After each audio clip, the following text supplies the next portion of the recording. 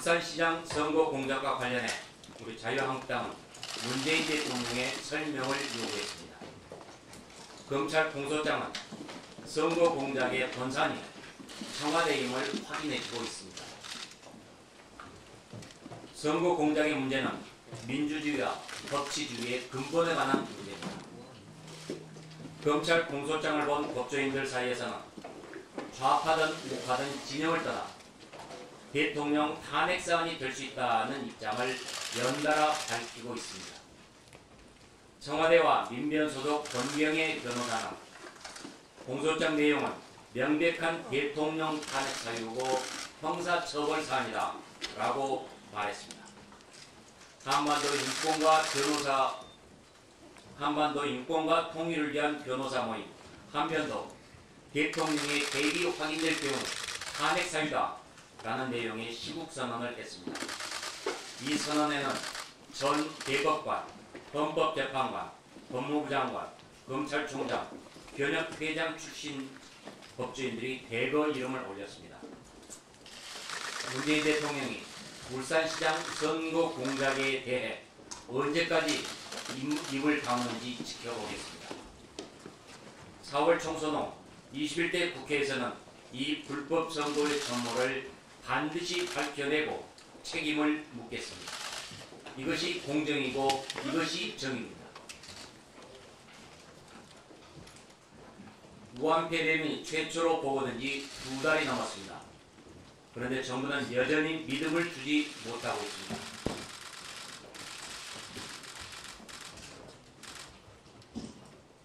이 그래프에서 보시던 대로 무한폐렴 확진자가 계속 증가하고 있습니다.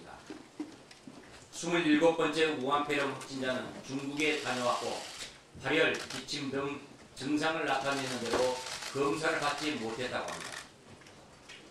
또 25번째 25번 확진자는 의사가 무한폐렴 의심 환자로 분류했는데도 제때 검사를 받지 못했습니다. 방역망이 완전히 뚫려 있는 것을 보여줍니다.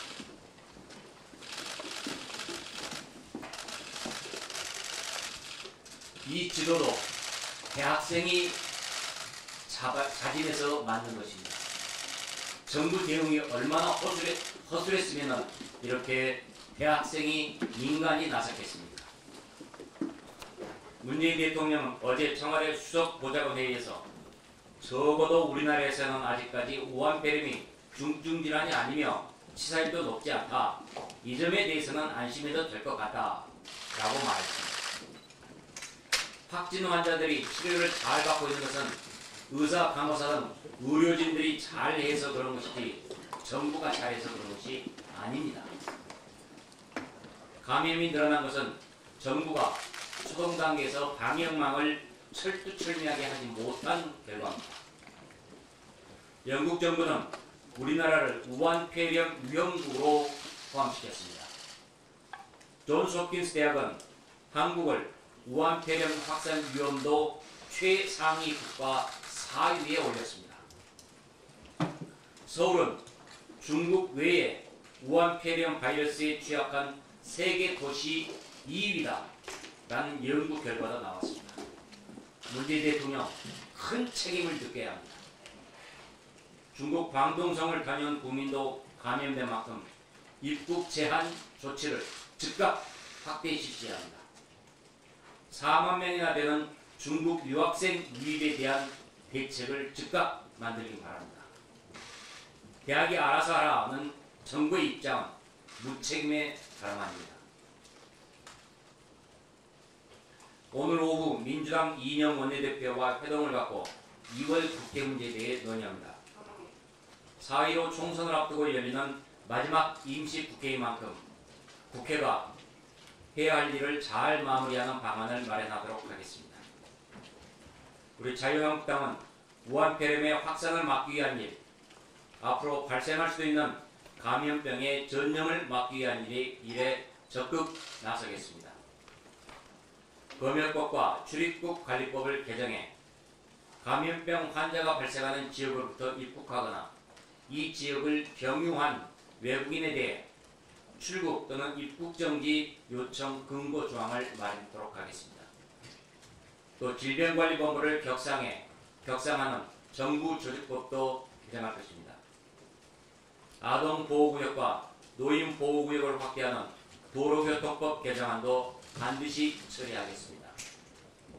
대학 정시 모집을 50%로 확대하자는 것이 우리 자유한국당의 당론입니다. 이 내용을 담은 고등교육법 개정안도 처리하도록 노력하겠습니다. 이번 국회가 개회되면 우한폐렴 특위가 구성돼 즉각 가동될 것입니다. 우리 당은 정부가 우왕좌왕, 갈팡질팡, 늦장 뒤폭대응했던 점 등을 따지겠습니다. 또 이번 국회에서는 선거구 획정 문제를 마무리해야 합니다. 민주당이 정의당 등 추종 세력과 야합해서 위헌 선거법안을 멋대로 날치기 처리했지만 선거구 획정만큼은 반드시 합의해서 원만하게 처리돼야 합니다. 국민 주권의 등가성이 제대로 반영될 수 있는 선거구 획정이 이루어져야 합니다. 민주당은 특정 지역만을 우대하는 선거구 획정을 하려 하고 있습니다. 여당의 유리한 지역만을 특정 선거구에 포함시켜 해당 선거구를 장악하려는 선거구 게리맨더링도 꿈꾸고 있습니다.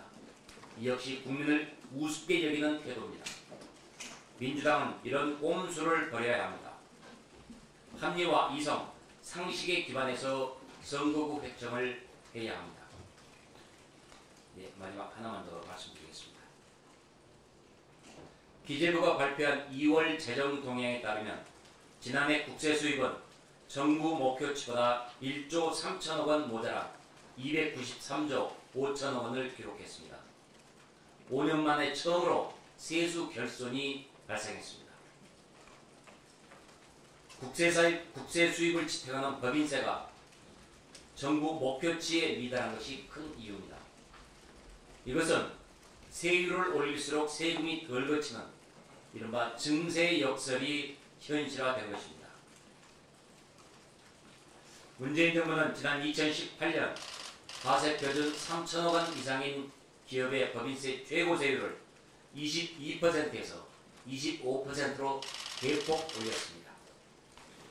세계 각국은 경쟁적으로 법인세율을 낮추고 있는데 한국만 반대로 가고 있습니다.